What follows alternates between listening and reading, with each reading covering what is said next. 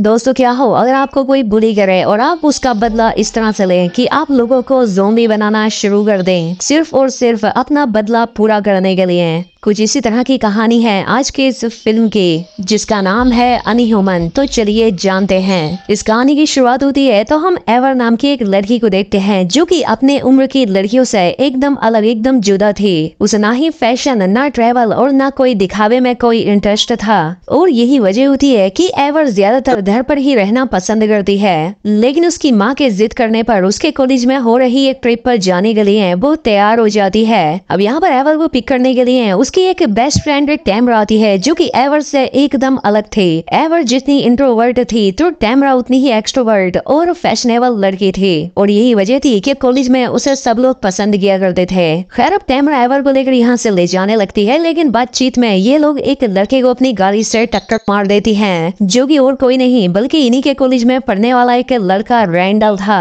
अब ये दोनों रैंडल से माफी मांगती हैं और एवर इन दोनों के साथ उसे भी अपनी कार में चलने का पूछ लेती है। लेकिन टैमरा उससे मना कर देती है। उससे कहती है कि कार में सिर्फ 2 ही लोगों के बैठने की जगह है, तो तुम मत आओ। अब इतने में ही यहाँ पर टैमरा के कुछ दोस्त आते हैं जो कि रैंडल के ऊपर ड्रिंक्स फेंक कर उससे बुली करते हैं। खैर अब कॉलेज पहुंचने के बाद हम इनके पीटी टीचर मिस्टर लोरेंजो को देखते हैं। और लोरेंजो बस में चढ़ने से पहले ही सभी स्टूडेंट्स के मोबाइल लेकर एक बैग में रख देता है। इधर हम बस में रैंडल के फ्रेंड स्टीवन को देखते हैं और साथ में डैनी को भी, जिसे कि बहुत जल्दी गुस्सा आ जाता था। खैर अब ये सभी लोग यहाँ से निकल जाते हैं और अब ट्रिप स्टार्ट होते ही मिस्टर लोरेंजो आराम से बस में सोने लगता है। वहीं बस में बाकी स्टूडेंट रैंडल और स्टीवन को बुली करने लगते हैं। अब थोड़ी देर बाद जब लोरेंजो की आंख खुलती है तो वो देखता है कि वो डिसाइड किए हुए डायरेक्शन से नहीं जा रहे हैं। इसीलिए वो बस के ड्राइवर वैन से कहते हैं कि शायद हमने कोई गलत टर्न ले लिया है, जिस वजह से ये लोग एक घने जंगल में आ चुके थे।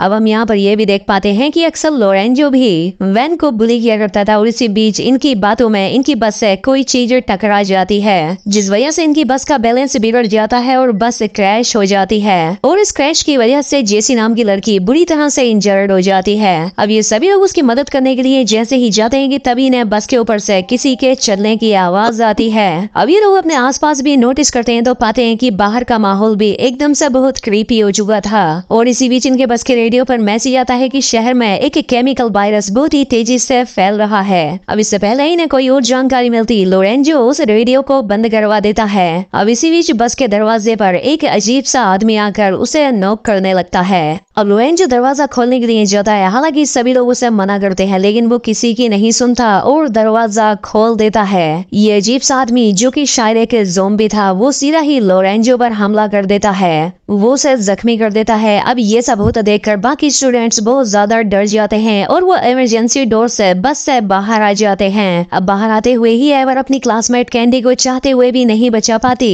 और वो ज़ॉम्बी उसे पकड़ लेता है। अब ये सभी स्टूडेंट्स जंगल में भाग जाते हैं। अब ये बाकी बचे हुए सभी स्टूडेंट्स एक अबैंडन्ड बिल्डिंग के अंदर आ जाते हैं। अब ये सभी स्टूडेंट्स यहाँ पर आकर अच्छे से इस बिल्डिंग को एक्सप्लोर करने लगते हैं और इस जगह को देखकर ऐसा लग रहा था जैसे ये किसी पागल साइको किलर के रहने की कोई जगह हो। अब इसके बाद ये सभी स्टूडेंट्स मिलकर यहाँ के सारे खिड़की दरवाजों को अच्छे से सील कर देते हैं। लेकिन तभी एवर देखती है कि कैंडिस किसी तरह से उस ज़ॉम्बी से बचकर बाहर आ चुकी थी। अब एवर सभी लोगों को उसके बारे में बताते हुए कहती है कि हमें उसे अंदर लाना चाहिए, लेकिन ये लोग उसे चुप करवा देते हैं क्योंकि बाहर वो ज़ॉम्बी खड़ा हुआ था। अब सभी के मना करने पर भी एवर कैंडिस को आवाज लगा देती है, जिस वजह से वो ज़ॉम्बी कैंडिस पर अटैक करके उसे अपने साथ लेकर चला जाता है। अब ये देखकर एवर दरवाजे से बाहर जाने लगती है, लेकिन इससे पहले ही बस का ड्राइवर ज़ॉम्बी बनकर उस दरवाजे को तोड़कर अंदर आ जाता है। और इसी बीच यहाँ पर वो दूसरा ज़ॉम्बी भी पहुंच जाता है। अब एवर किसी तरह से अपने बाकी सभी साथियों को अपने साथ लेकर एक रूम में पहुंच जाती है, जहाँ कर ये लोग उस डोर को अच्छे से बंद कर लेते हैं। लेकिन अब पीछे से बहुत सारे और भी ज़ॉम्बी इनकी तरफ बढ़ने लगते हैं।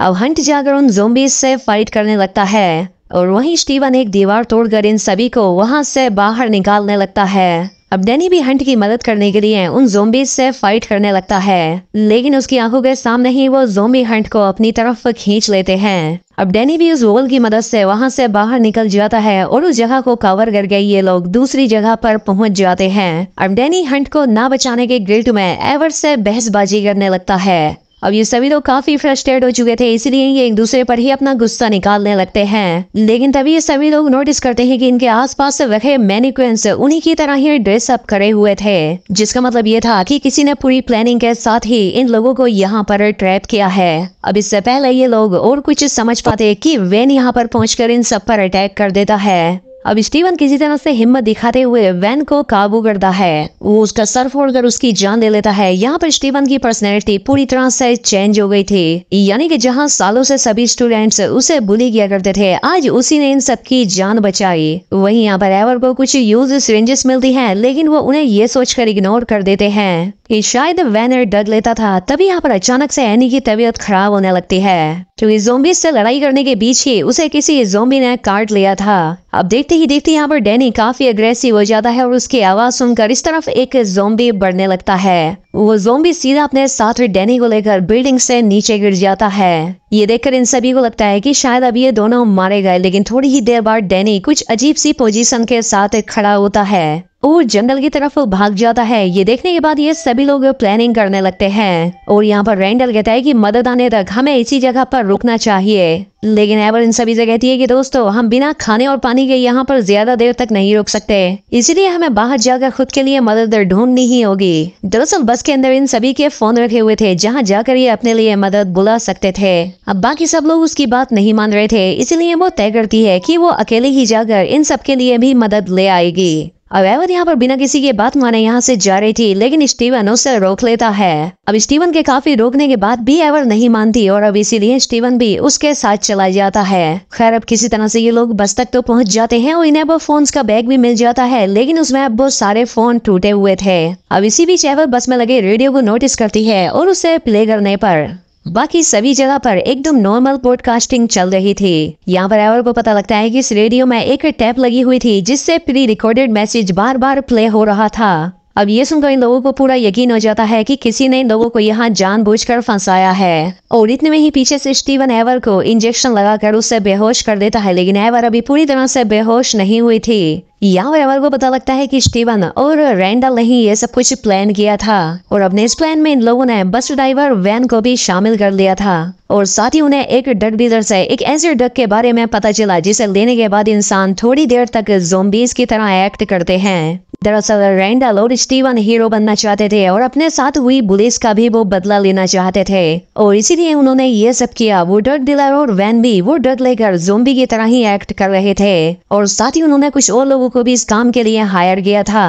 खैर अब रैंडल और स्टीवन वापस से बिल्डिंग में आते हैं और यहाँ पर हमें पता लगता है कि बाकी सभी स्टूडेंट्स भी जिंदा थे, जिन्हें कि स्टीवन ने एक केज में बंद कर रखा था। अब स्टीवन यहाँ पर इन सभी स्टूडेंट्स को फिर से वो ड्रग इंजेक्ट कर देता है। वहीं हम एवर को देखते हैं जिसे होश आ जाता है। वो किसी तरह से खुद को संभालती है और उस ड्रग डीलर पर अटैक करके उसे बेहोश कर देती है। इधर रैंडल सभी को हथियार देते हुए बताता है कि अब एवर भी ज़ोंबी बन चुकी है और अब हमें उन सभी ज़ोंबीज़ को मारना होगा। अब स्टीवन उस केज को ओपन करने ही वाला था कि तभी यहाँ पर एवर आकर उन सबको रोक लेती है। अब एवर यहाँ आकर इन सभी को इन लोगों के प्लान के बारे में बता देती है कि किस तरह से ये लोग अपना बदला लेने के लिए हमें मारना चाहते हैं और अब डैनी भी इसमें एवर का साथ देता है। अब ये सारी बातें सुनकर टैमरा रैंडल पर अटैक कर देती है और स्टीवन को भी डैनी और हंट मिलकर केज के अंदर खींच लेते हैं। अब इसके बाद काफी देर तक फाइट करने के बाद एवर किसी तरह से रैंडल को काबू में कर लेती है और इसके कुछ देर के बाद इस ड्रग का असर भी इन लोगों से खत्म हो जाता है। अब थोड़ी देर के बाद ये सभी स्टूडेंट्स इस जगह से सही सलामत बाहर निकलते हैं और अंदर इन लोगों ने रैंडल, स्टीवन और वैन को बांध रखा था। खैर अब हम देखते हैं कि ये सभी स्टूडेंट्स उस बस में बैठकर यहाँ से निकलने लगते हैं और यहाँ पर लोरेंजो भी जिंदा था। अब इसके बाद हमें मूवी के पोस्ट क्रेडिट सीन में दिखाया जाता है, जहाँ पर पुलिस ऑफिसर रैंडल और स्टीवन से इस ड्रग के बारे में बात कर रहे थे और यहाँ पर वो ऑफिसर इनसे कहते हैं कि क्या तुम ये काम एक बार फिर से कर सकते हो, जिसका सीधा मतलब ये था कि अब पुलिस सरकार इन्हें अपने काम के लिए यूज करना चाहती है।